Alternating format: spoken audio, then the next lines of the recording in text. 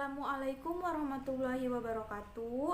Yang terhormat Bapak Sarjito SSI MSI selaku dosen Ilmu Dasar Keperawatan 3 dan yang saya banggakan teman-teman seperjuangan. Alhamdulillah, puji syukur kehadirat Allah Subhanahu wa taala yang telah memberikan kita nikmat umur, nikmat iman dan nikmat kesempatan sehingga kita bisa melakukan presentasi online di masa pandemi ini. Di sini, kami dari kelompok 7 ingin mempresentasikan materi tentang Soil Transmitted Helminth. Sebelum memulai presentasi, izinkan saya memperkenalkan nama-nama anggota dari kelompok 7. Yang pertama, saya sendiri, yaitu Elia Indriana sebagai moderator. Yang kedua, Teh Dian Anggraini sebagai pemateri 1. Yang ketiga, Mas Roia sebagai pemateri 2. Yang keempat, Nurul Radi Ertina sebagai pemateri 3.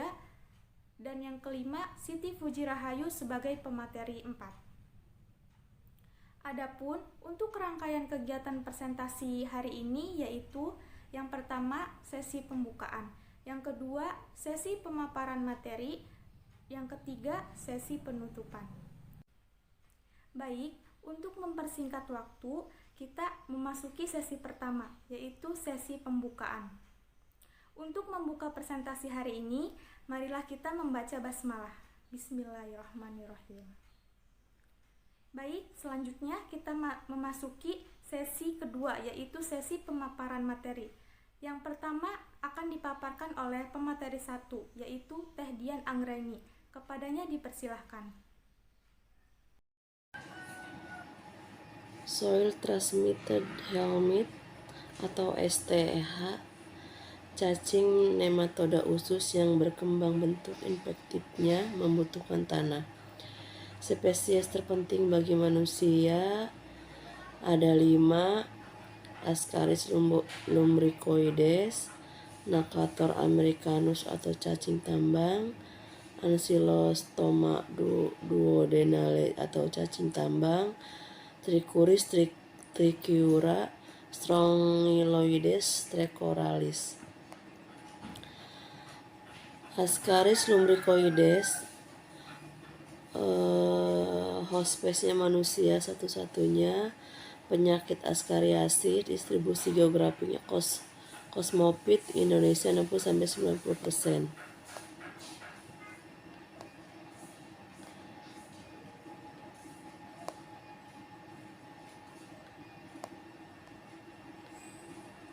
Ascaris lumbricoides, habitat usus halus, patologi dan GK, penyebabnya satu larva. Pada saat berada di paru, batuk, demam, eosinofilia, ronsen, infiltrat yang menghilang dalam 3 minggu, sindrom Loeffler. 2. Cacing dewasa, gangguan usus ringan, berat, malabsorpsi, obstruksi usus, saluran empedu, appendix atau bronkus operatif. Terima kasih untuk pemateri 1. Selanjutnya akan dipaparkan materi oleh Mas Roia selaku pemateri 2. Kepadanya dipersilahkan. Baik, selanjutnya yaitu di sini untuk diagnosis yang muncul dari Ascaris lumbricoides. Yang pertama, menemukan telur pada pembuangan tinja. Yang kedua, ada cacing dewasa keluar sendiri melalui mulut, hidung ataupun tinja. Bisa dilihat contohnya ada di gambar di samping. Nah, untuk pengobatannya itu yang pertama yaitu ada perorangan ataupun massal. Ada piperasin, pirantel pamoat, mebendazol atau albendazol. Untuk pemberian albendazol itu sekitar 400 mg selama 2 kali setahun, yaitu pada masa sekolah dasar. Untuk prognosis dari Ascaris itu baik, epidemiologinya itu prevalensi tinggi pada anak-anak. Kenapa prevalensi ini lebih banyak terhadap anak-anak? Karena kurangnya pemakaian jamban keluarga, kebiasaan memakai tinja sebagai pupuk. Selanjutnya yaitu ada cacing tambang. Nah, beberapa spesies yang penting dari cacing tambang itu ada 2. Yang pertama ada Nakator americanus dan yang kedua Ancylostoma duodenale. Hospesnya yaitu manusia, penyakit yang muncul yaitu ada nekatoriasis dan ankylostomiasis. Untuk distribusi geografiknya yaitu di seluruh daerah Khatulistiwa dan di tempat lain dengan keadaan sesuai, itu misalnya pertambangan dan perkebunan. Nah, untuk distribusi di Indonesia sendiri, penyakit nekariatis dan ankylostomiasis ini yaitu sekitar 40%. Nah, selanjutnya di sini ada gambar dari Necator americanus dan Ancylostoma duodenal. Untuk Necator americanus itu terdapat benak kitin, dan untuk Ancylostoma duodenal itu terdapat 2 pasang gigi. Selanjutnya yaitu di sini ada siklus hidup dari Necator americanus dan Ancylostoma duodenal, bisa dilihat ya. Nah, habitatnya itu berada di usus halus. Penyebabnya itu yang pertama larva, yaitu ada perubahan kulit ataupun ground itch. Terus perubahan paru biasanya ringan, oral itu penyakit wakana seperti mual, muntah, iritasi, faring, batuk, sakit leher, dan serak.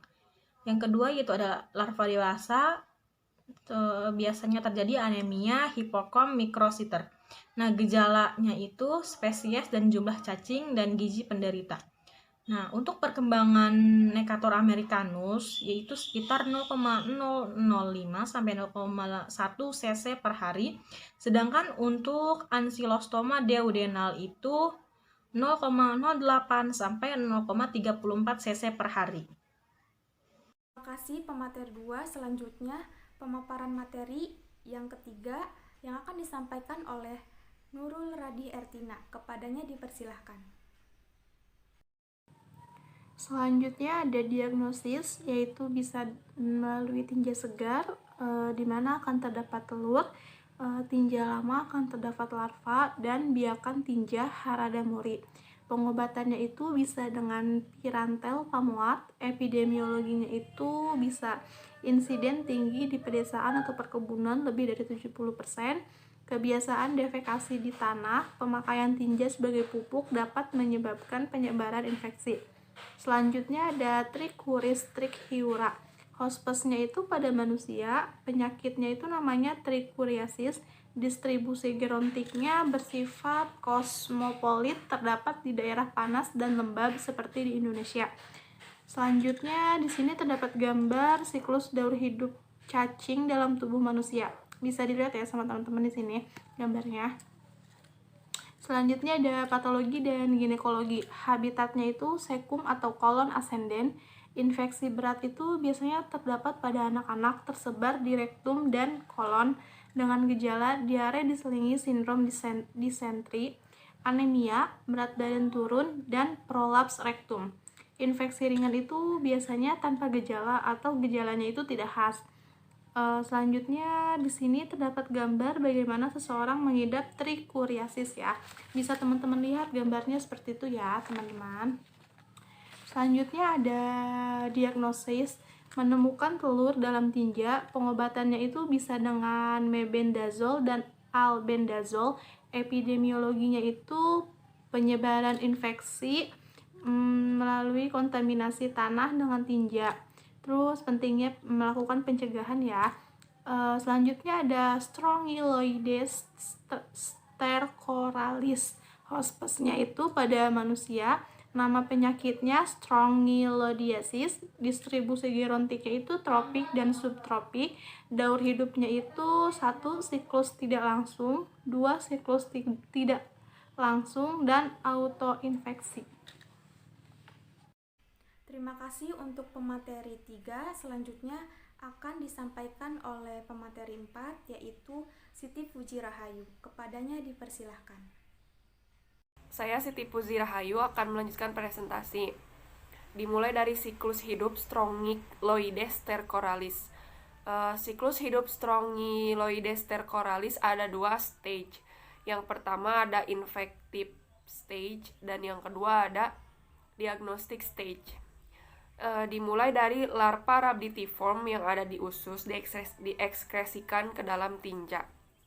Kemudian larva ini berkembang menjadi cacing dewasa yang hidup bebas. Kemudian cacing dewasa yang hidup bebas ini bertelur. Telurnya dihasilkan oleh cacing betina yang telah dibuahi. Kemudian telur yang telah dibuahi ini berembrio, menetas, dan menjadi larva rhabditiform. Kemudian larva rhabditiform berkembang menjadi pilariform yang infektif.